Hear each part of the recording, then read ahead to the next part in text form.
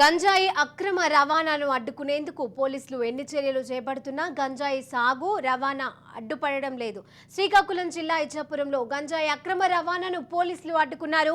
రవాణాకు పాల్పడ్డ 2 వ్యక్తులను అరెస్టు చేసి వారి వద్ద నుండి 15 కిలోల గంజాయిను స్వాధీనం చేసుకున్నట్లుగా ఇన్స్పెక్టర్ ఇమాన్యుయల్ రాజు తెలిపారు. ఉదయం 2 ఆసాములు మలయాళం లాంగ్వేజ్ మాట్లాడుతున్నారు.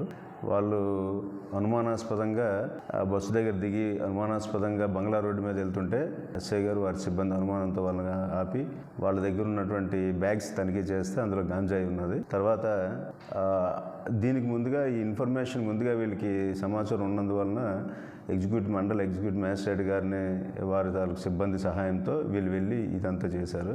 చేస్తే వాళ్ళ దగ్గర 15 కేజీలు గాంజాయి దొరికింది.